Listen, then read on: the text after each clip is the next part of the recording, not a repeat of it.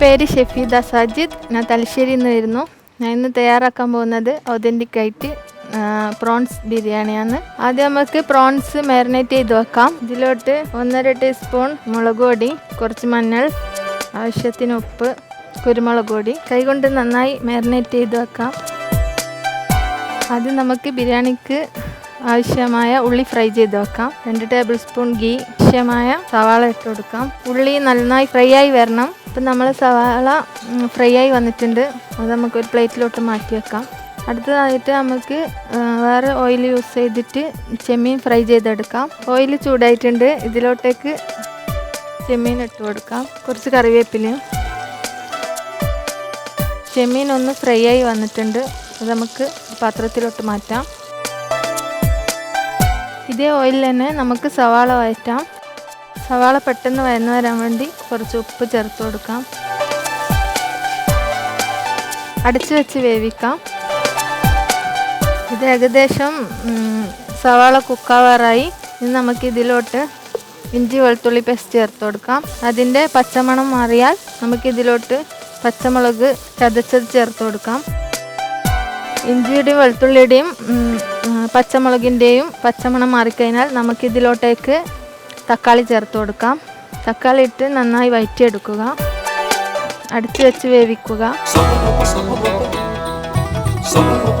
Shefeeda from Thalassery, അതായത് ബിരിയാണിയുടെ നാട്ടിൽ നിന്ന് വന്നത്. തലശ്ശേരി ബിരിയാണി നിങ്ങളുടെ അല്ലേ? അപ്പോൾ ഏത് സ്റ്റൈലിലാണ് ഒരു ബിരിയാണിയാണ് ഉണ്ടാക്കുന്നത്? ഞാൻ നോർമലി ബിരിയാണി തന്നെയാണ്. പിന്നെ അതിന് റൈസിലോട്ട് ചെമ്മീൻ്റെ ഹെഡ് എടുത്തിട്ട് സ്റ്റോക്ക് ഉണ്ടാക്കിയിട്ട് റൈസിലോട്ട് ആ സ്റ്റോക്ക് ചേർത്തിട്ട് സ്മെല്ല് ഫ്ലേവർ ഇട്ട് കൈമയിലാണ് ഉണ്ടാക്കുന്നത്. അപ്പോൾ കൈമ കുതിരാനായിട്ട് വെക്കണം അല്ലേ? കഴുകിയിട്ട് ചെയ്യുന്നില്ല? ഇല്ല, അങ്ങനെ ചെയ്യുന്നില്ല. അല്ലാണ്ട് തന്നെ ചെയ്യാം. വെള്ളം തിളക്കുമ്പോഴത്തേക്ക് പിന്നെ കഴുകിയിട്ട് അപ്പം തന്നെ ചിലവര് വാഷ് ചെയ്തിട്ട് സോക്ക് ചെയ്തിട്ട് ചെയ്യും. നോർമലി കുറെ അങ്ങനെയാണ് ചെയ്യുന്നത്. മെജോറിറ്റി ഓരോ സ്റ്റൈൽ അങ്ങനെ ചെയ്യാറില്ല. ഓരോരുത്തർക്കും ഓരോ സ്റ്റൈൽ.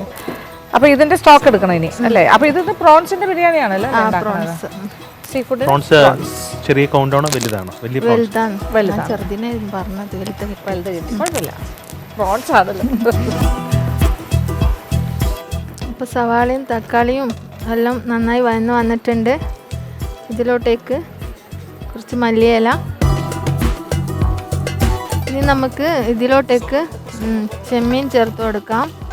ചെമ്മീൻ ചേർത്ത് വഴറ്റുക. ഇതിലോട്ട് 2 ടേബിൾ സ്പൂൺ തൈര് ചേർത്ത് കൊടുക്കാം. ഇതിലോട്ടേക്ക് കുറച്ച് മല്ലിയില ഇട്ട് അടച്ചു വെച്ച് വേവിച്ചു കൊടുക്കാം. അപ്പോൾ നമ്മൾ ചെമ്മീൻ മസാല റെഡി ആയിട്ടുണ്ട്. ഇനി നമുക്ക് റൈസിലോട്ട് ആവശ്യമായിട്ട് ചെമ്മീൻ്റെ ഹെഡ് വെച്ചിട്ട് സ്റ്റോക്ക് തയ്യാറാക്കാം. അപ്പോൾ റൈസിന് ടേസ്റ്റും കൂടും. ക്യാരറ്റ്, 1 പീസ് സവാള, കുറച്ച് മല്ലിയില, 2 ഗ്രാമ്പു, 2 പട്ട ചേർക്കാം. കുറച്ച് വെള്ളം ഒഴിച്ച് ഒന്ന് വേവിച്ചെടുക്കാം. ഇപ്പോൾ സ്റ്റോക്ക് തയ്യാറായിട്ടുണ്ട്. ഇനി നമുക്ക് റൈസ് വേവിക്കാനായിട്ടുള്ള ഓയിൽ ചൂടാക്കാം. ഇത് നേരത്തെ ഉള്ളി ഫ്രൈ ചെയ്ത ഓയിലാണ്. അപ്പോൾ ഓയിൽ ചൂടായി വന്നിട്ടുണ്ട്. അതിലോട്ടേക്ക് അണ്ടിപ്പരിപ്പും മുന്തിരിയും ഒന്ന് ഫ്രൈ ചെയ്തെടുക്കാം.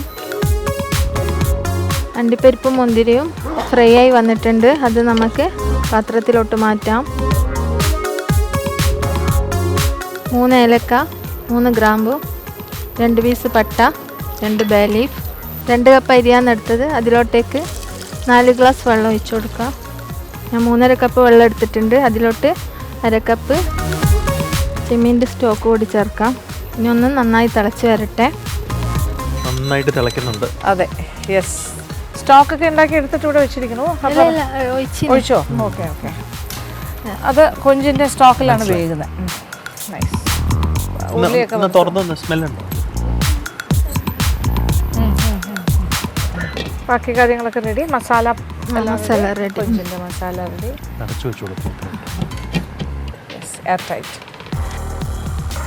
ഏകദേശം വെള്ളം ഒന്ന് വറ്റിക്കഴിഞ്ഞാൽ നമുക്കൊന്ന് റൈസ് മറിച്ചിട്ട് കൊടുക്കാം. റൈസ് റെഡി ആയിട്ടുണ്ട്. നമുക്ക് നേരത്തെ ഫ്രൈ ചെയ്ത് വെച്ച സവാള മസാലയിലോട്ട് കുറച്ച് ചേർത്ത് കൊടുക്കാം. ഇനി നമുക്ക് ചോറ് ദമ്മിടാം. ചോറ് ഇട്ട് കൊടുക്കാം. ഇതിലോട്ട് ഫ്രൈ ചെയ്ത് വെച്ച സവോള, കുറച്ച് ഗരം മസാല, അണ്ടിപ്പരിപ്പ്, മുന്തിരി, കുറച്ച് മല്ലിയില. അതിന് മുകളിലോട്ട് ബാക്കിയുള്ള റൈസ് കൂടി ഇട്ട് കൊടുക്കാം. ഇനി നേരത്തെ ചെയ്ത മെത്തേഡ് തന്നെ അണ്ടിപ്പരിപ്പ്, മുന്തിരിയും ഇച്ചിരി ഗരം മസാല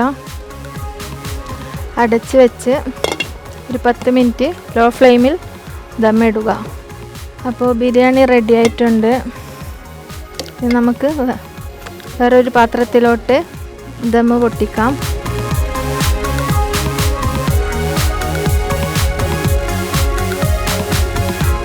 ഇനി നമുക്ക് പ്ലേറ്റിലോട്ടേക്ക് ബിരിയാണി സെർവ് ചെയ്യാം.